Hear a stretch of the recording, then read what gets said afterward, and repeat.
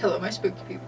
This week, you saw the thumbnail, you know what we're making. There is a couple tangents on how I got to want to make a scrap circle skirt. The first one being, me and my partner were on a date and just kind of driving around, and there was a lady crossing the street at a stoplight we were at, and she was wearing this skirt that was like very obviously printed, but it kind of looked like it was patchworked and just pieced together with a bunch of different fabrics. But I kind of thought, I kind of want that in black. Another being, I've been crafting and sewing and making things for quite a few years, so naturally, along that line, I have amassed a collection of offcuts and things that are too small to really make a full garment out of, but also too big to really justify throwing it away, because maybe I could make something small out of it.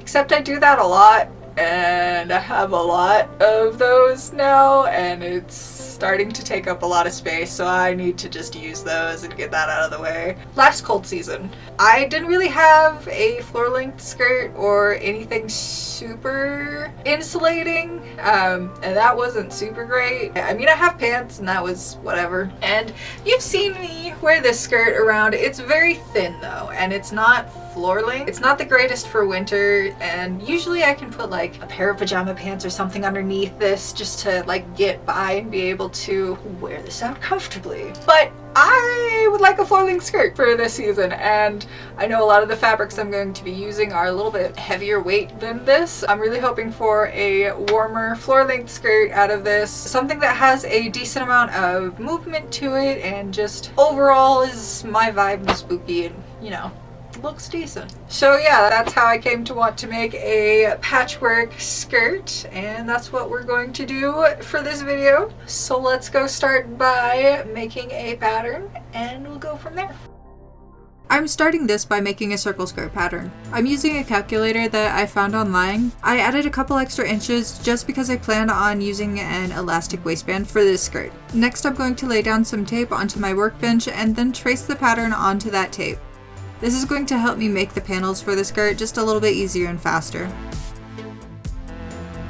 Before I start piecing this together, however, I need to break down these scraps just a bit and take out the stuff that's too small to really make sense here, as well as I'm setting aside the top of a bed sheet that I found for a waistband.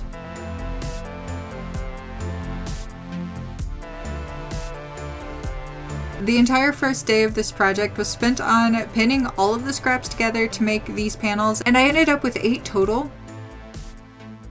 All I'm doing here is laying the scraps flat and then pinning them where they overlap, trying not to create any holes, and overlapping the pattern by a bit to give me some error room.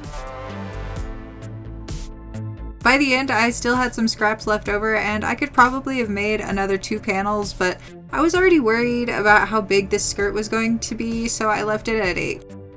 This ended up making a full circle skirt, which I was aiming for either a 3/4 to a full, so I'm happy with this, and it used quite a bit of my scraps.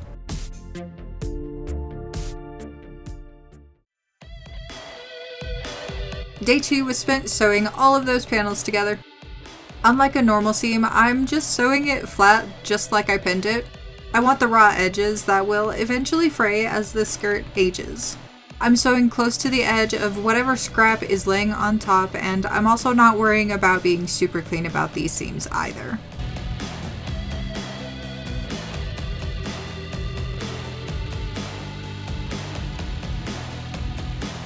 I'm going for a very intentional, messy look for this skirt compared to how most of my other clothes have come out so far.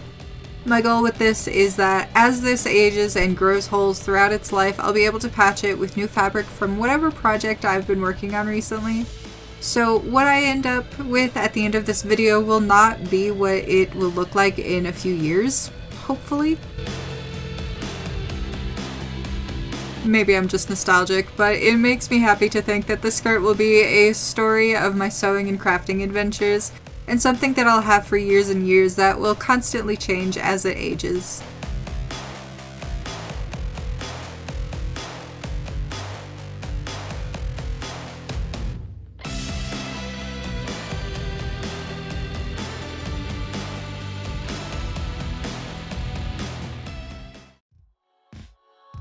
Day 3, and now I can put the skirt together. I'm starting this by trimming all of the thread tails on all of the panels.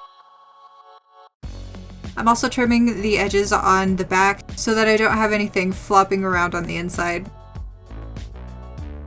Then I'll use the pattern I made and cut the panels to the right shape and size.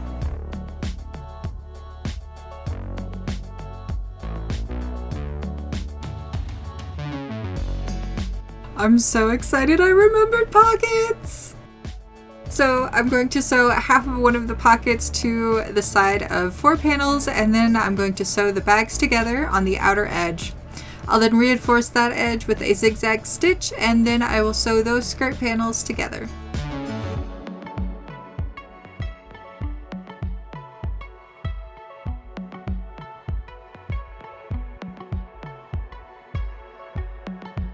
Next up, I need to get all of those side seams on the skirt put together with the right sides facing out, creating an inside-out seam.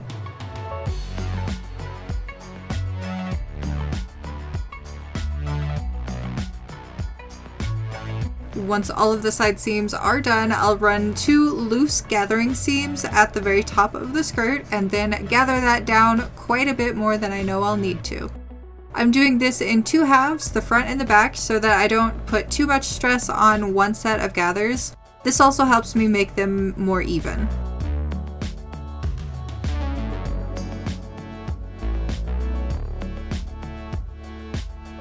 Once it's gathered, I'll ease it back out while pinning it to the waistband that I made out of the end of a bed sheet, which I had set aside while I was picking out my fabric.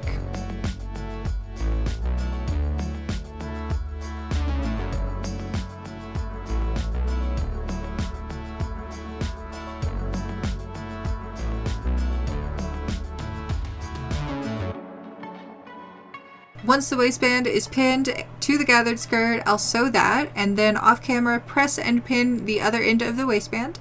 Then I'll sew that down. I made this waistband wide enough to thread my elastic through, which I had cut down to a comfortable size.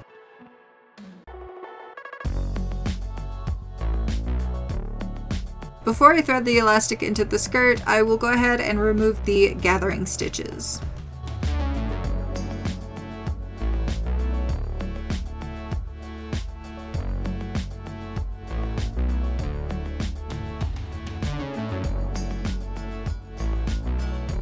I don't know where or how I got this, but I have this extremely large safety pin that's amazing for threading elastic like this, so that's what I'm using. Once it's all the way through, I'll close the loop and then close the waistband.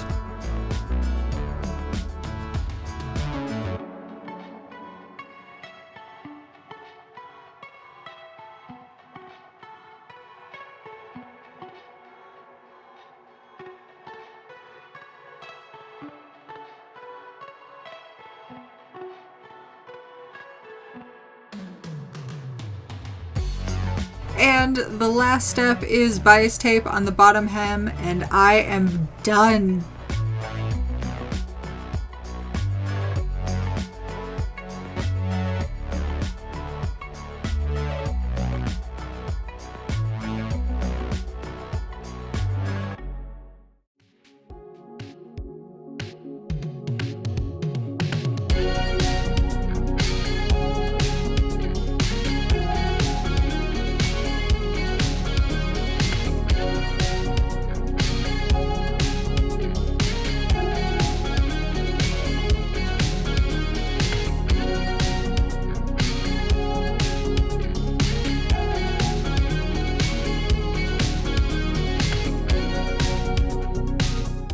I am beyond happy. I know I say that about a lot of my projects, and that's kind of just the truth of making garments for myself that I want to wear. They make me happy. The amount of serotonin that I got from this was just fantastic. It was great. As soon as I finished this skirt, I think I wore it around for like 12 hours straight. I love it so much. I am so excited for just the evolution of this skirt and what it's going to look like in a few years. It's fairly uncommon for me to not finish a seam, but I didn't do any of that for this skirt because I want it to gain more holes. And I want to be able to patch it more.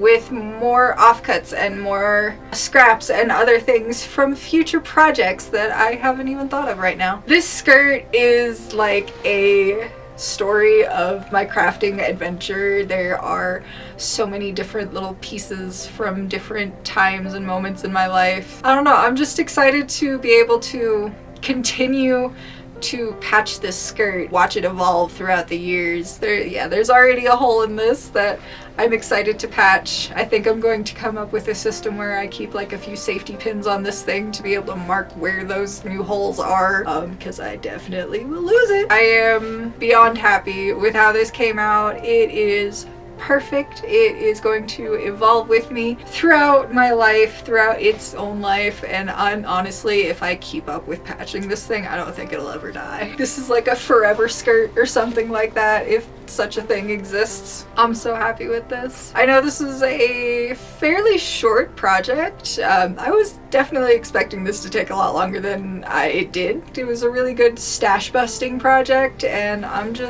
happy. Let me know what you thought in the comments. Go ahead and like this video if you liked it, subscribe for more, and if you made it to the end of the video, go ahead and comment with a yellow heart emoji, and I will see you in the next video. Bye!